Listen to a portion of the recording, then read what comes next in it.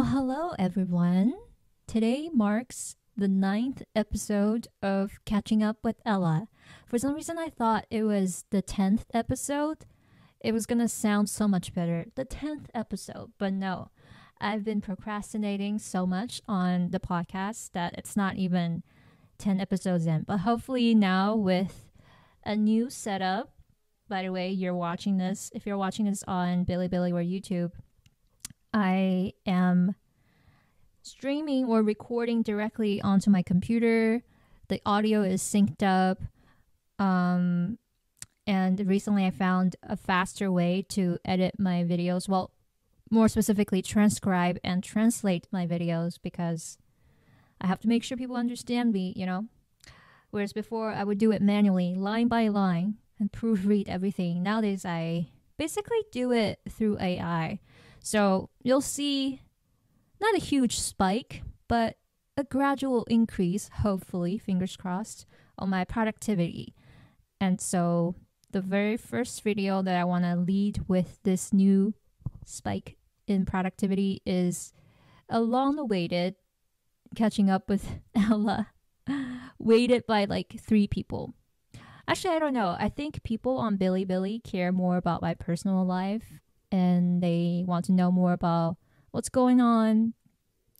So here I am, coming to you with some life updates and some reflections as well. So first order of business, I am going to be using this setup from now on for most of my videos. In my videos talking about English learning and also not about English learning. So get used to this. Aside from that, like I said, the subtitle is way faster now. Everything is streamlined. So that is kind of one of the highlights of my life. Really, I care so deeply about my work that I genuinely get a kick out of organizing my cables and finding the right setup for my camera. And for so long, I had this wall, I had this neon sign, I had the backdrop. But because I couldn't record videos directly onto my computer, I still have to take out the SD card and shove it into my computer and then sync the audio from my USB mic with my footage, that I just end up not wanting to do that and use like the most bare minimal setup, which don't really look that well.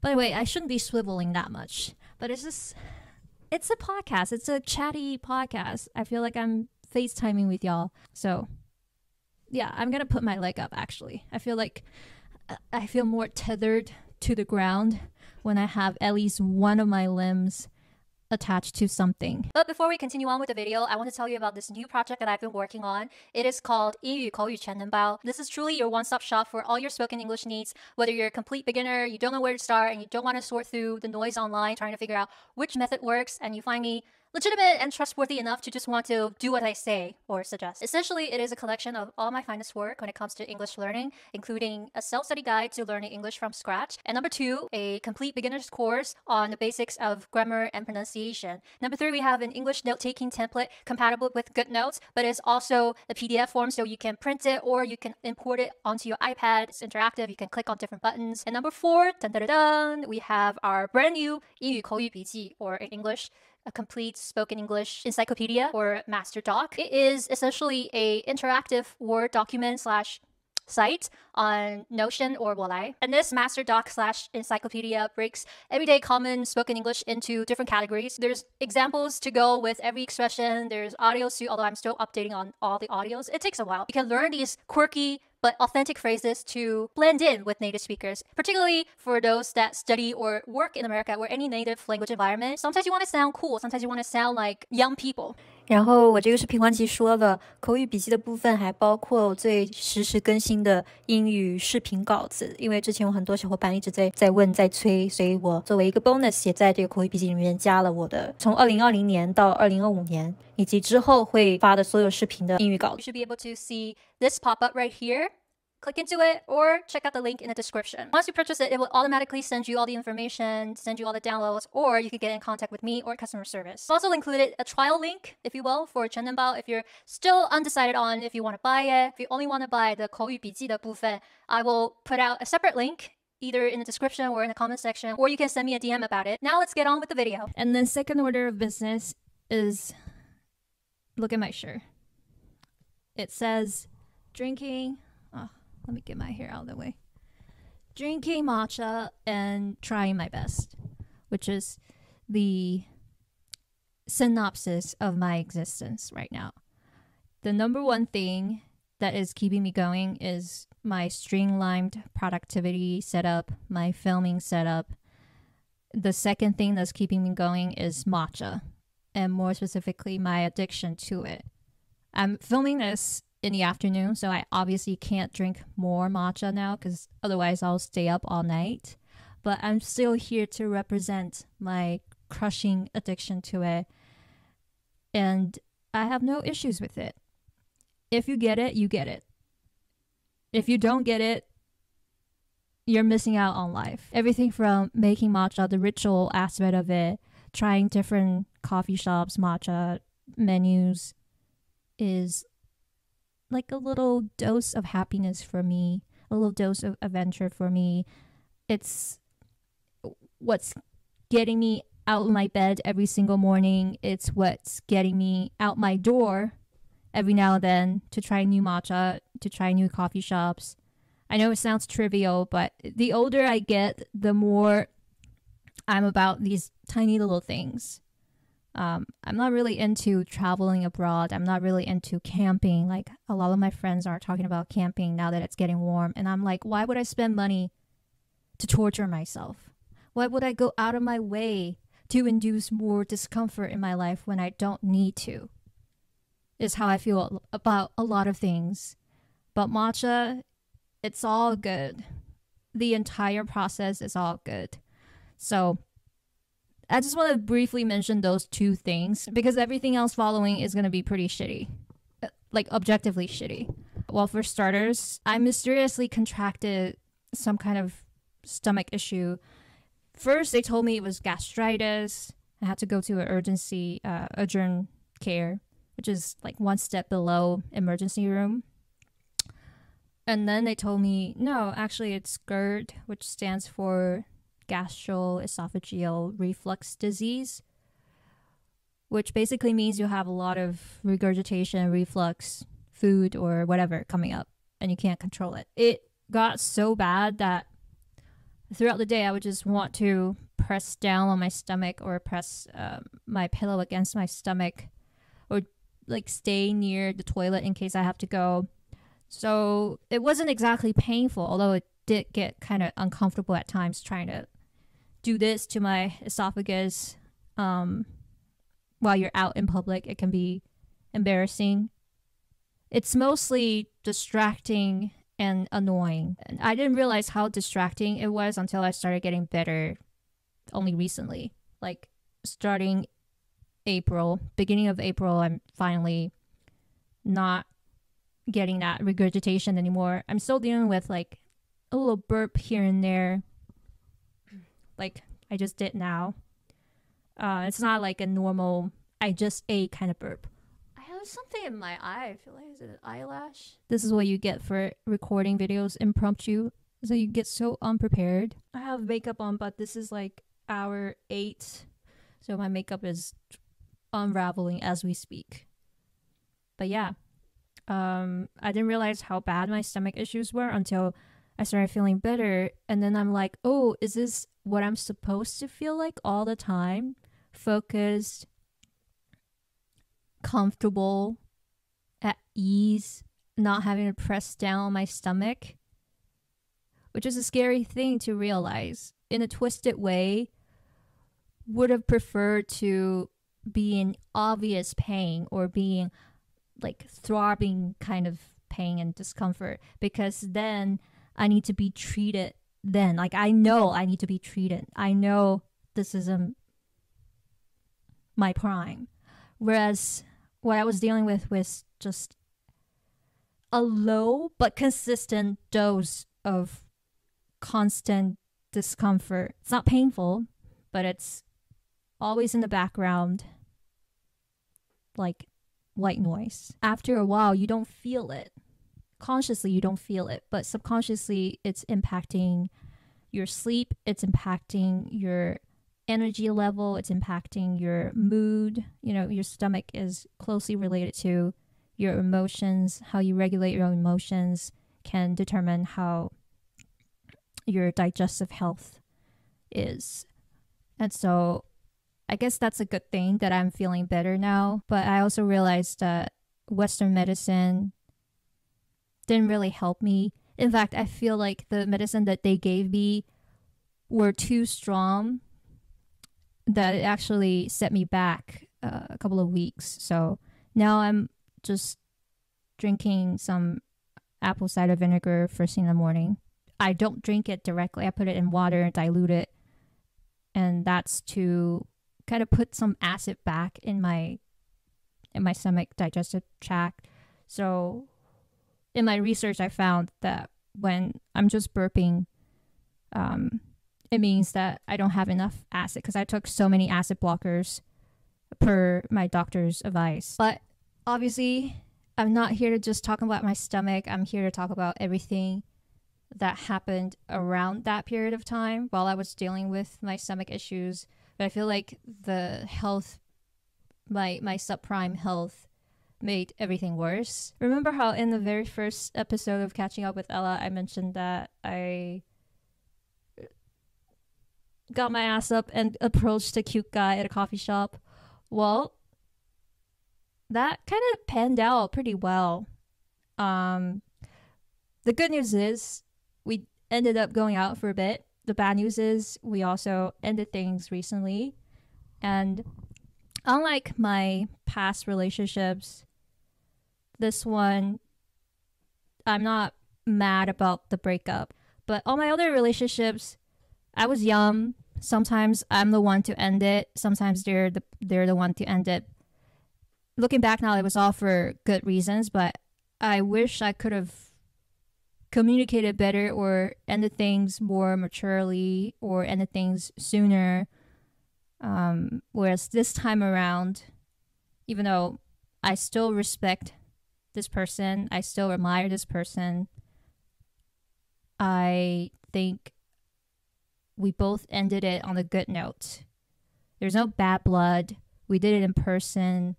There's nothing personal that led to this. It was just not the right circumstance. You know, sometimes two people can be totally decent people and still not compatible. I feel no bitterness about it at all because when you're young or younger, I'm not technically young anymore. Dating is just a lot of trial and error.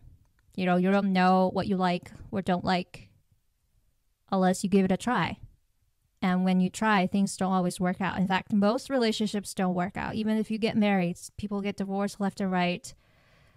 Not that I'm saying get married and then get divorced. I was a little sad that, you know, he was a friend, a close confidant, the first person I think of when I have a joke. And now it's cut short. So obviously there's sadness, there's grief, but I don't think it was a bad decision. Basically what I'm saying is I'm actually like, I'm sad. I'm still grieving, but I'm happy that we got that out of the way rather than dragging it out, which I realize is what a lot of people do. Oftentimes you see a young couple stay together, not because they are really crazy about each other, they're compatible, but because they're kind of stuck with each other. Or whoever that wants to break up doesn't have the nerve to do that, or is waiting for the other person to do that, or is waiting for someone else to come along. And I'm not about that. If I sense that this relationship, for whatever reason, is not going to work out, for a logistical reason or for just any incompatibility reason, then I'd rather bring it up now than later. even if I end up being single for months, years, which I've done. Yeah. So this time around, the grief looks so much different than the last breakup. Okay. Because I'm grieving someone that I actually admire still, respect still, that are still, like, I'm still on good terms with him. But it makes it all the more sad because I know it's not because I didn't try hard enough, he didn't try hard enough. It's just, life just doesn't work out for both of us. Whereas my last breakup, there's grieving my wasted time. Okay. I just wasted 2 years on this piece of shit. And then there's also feeling sorry or feeling ashamed for still having feelings for this piece of shit person. It's like 1 minute I'm like, I'm so sad. And then the next minute I'm like, get yourself together. Stop feeling, why are you feeling sad? Why are you feeling any sort of way for this piece of shit person? It's like you feel sad and then you feel ashamed for feeling sad. You feel ashamed for still having feelings for this person, which you know objectively is not good for you. So I think my grief this time around is beautiful and rational and contained. I did not take my grief and spin it around and equate it to, okay, I want this back, or I miss him, let's get him back. No. It simply is, I miss him, he would have been good, but he's still the wrong person, right? He is the right person, but wrong timing, wrong life circumstance, still equal wrong person. And I'm the same way. I am the wrong person for him too. So in a sense, we're both grieving, or at least I hope he also is grieving, but no regrets. And oh my God, he's so cute and we had a lot of fun. And so yeah, overall, I'm experiencing nostalgia, grief, of course, but then also afterglow, you know, as I look back on all my previous relationships, what I feel is a sense of, well, indifference. Like, I don't hate them. Even the one that did me so dirty, I don't hate him anymore. And every now and then, like, our beautiful moments will come back to me in flashbacks. And I think, that's what life is about. Another thing that I realize as I'm coming out of this relationship and grieving is that I don't necessarily fixate on, finding my Mr. Right or finding my eternal lover. It's not because I'm not romantic. It's not because I'm just in it for the time being. No, it's because I realize the reality of life.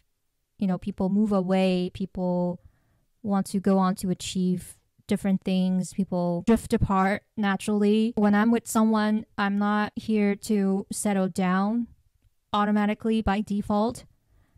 Nor am I here to mess around and ready to cheat on you the next day or ready to leave you the next day.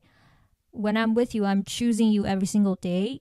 And if our paths start to diverge, or if you feel like your time is better spent elsewhere in a different city, or you feel like our beliefs don't align anymore, then we can have a mature conversation about it. And I won't have any bitterness if you decide to leave me. But it's not like you're leaving me. It's just we don't align anymore. You know? I think most people should approach marriages or long-term partnerships the way NBA teams and organizations approach signing a contract with the player. It's like, you don't assume they'll stay with you forever for their entire career. Why is my camera fucking not focusing anymore? How much of that is not in focus? Okay. Anyway, you can hear me just fine. That's all that matters. Yeah, I've been watching a lot of NBA recently, so that's the only analogy that I can think of. You know, you get players like Kobe, Steph Curry, that have played with one team and one team only their entire career. But when they signed up for it, the organization didn't say, hey, I'm going to sign you forever. And neither did they, right? They didn't go into Lakers and Golden State Warriors and be like, I like you. I'm going to stay here forever. No. It's like every 5 years, we look at the contract again and see if we align. And if we don't, let's go our separate ways, which is what a lot of NBA players do. Even LeBron has changed his partner, his organization, a few times. But no one will say LeBron is not loyal. I mean, they did say that about him for a while, but that's not his intention. Like, he didn't do that out of malice. He just simply did not align with the Cavaliers for a while there. And then he went back again after he got his rings. So similarly, I think a more pragmatic approach, a more sober approach to partnering up, finding a mate, is bring your best self forward every single day on a daily basis and not assume forever and assume they could leave at any given moment. Hopefully not in a shitty way, not in a dishonest way, but know that that's to be expected. And also, there's nothing wrong with it. But I don't know, maybe that's me. And it's also because of my age. Although I don't think I'm going to change in 10 years. I don't even think I will necessarily get married, to be quite honest with you. Though, after a while, if you have a house together, you have a business together, you share expenses together, it makes sense legally to get married, right? But I'm not crazy about it. Maybe it's because I grew up in a divorced family, so I've been pretty disillusioned by the concept of marriage and how most marriages are just that. I think I heard a priest say it once at a wedding, no less. It was very sobering. He said, getting married doesn't make you happy. Getting married just makes you stay married. And though I've never been married, I've been in long-term relationships before. And I remember feeling jealous, at least at moments, feeling jealous of single people. And then when I was single, obviously, I was jealous of couples from time to time. I have a very realistic point of view about marriage, which doesn't sound romantic at all. But I think I value relationships in my own way. As I'm approaching 30, I am thinking in black and white terms about what I want in life, what I want in a partner. Do I want to get married? Do I want children? And I think my answer is no to the last two questions. Though, like I said, for legal purposes, sometimes it helps to get married. Sometimes you need to get married to protect your rights, to protect your spouse, to save money on taxes. That's the only thing I can foresee myself getting married for. I don't even want a wedding if I do get married. I do want nice photos taken though, and maybe a dinner with friends. But that's it. Like a very tasteful dinner where I'm wearing a white, not a wedding gown, but a white dress, a white gown for a light dinner with 10 friends, maybe even less. That's how I envision my wedding, my fake wedding. I don't really have a dying wish to get married and have children. A lot of my friends do because I'm the only one left. Oh, actually, there's another guy that's also single in our friend group. So there's the two of us that are single. We're not into each other, but we're outnumbered by married friends. But our married friends are also older, so we're not really left out. Like, we get it. We're in different stages of our life. But I think I truly don't feel this kind of desire to rush into marriage, which again could stem from my upbringing, which is also why I don't want children. Sorry, mom and dad. Rest assured, I'm going to do something with my life that is my legacy, which I think is why people want to have children. One of the reasons why people want to have children. It's sort of an immortality project, right? Your children get to live on when you cease to exist on this earth. right? They carry your blood, they carry your DNA, and their children get to carry their blood forward. So I get it from an evolutionary point of view. And I get why my parents, as well as so many other parents, can feel sad if their children stop procreating, stop having babies. But I think I want to build my legacy. I want to leave something behind that's not in the form of a human life. I could talk more about this in another video, perhaps. I'm at this point 90% sure that I don't want children. Every year that number goes up. I think it started out at 60% 5 years ago, and now I'm at 90%. And it's not because I don't like children. Don't get me wrong. I love my friends' kids. I love babysitting them. I see the appeal. They're very cute. And it's not because I don't want to change diapers. I don't want to spend money on them. It's none of those things. So don't get me wrong. Again, I can spend another video talking about it. But yeah, it's just got me thinking, since the breakup, since my dissolution of a romantic connection, I'm like, okay, time to renew my terms and conditions. This is what I want. This is what I don't want. I think what I want right now is get my life together, because for the longest time I was kind of coasting through life. And now, long story short, I have to handle my own business and the family business.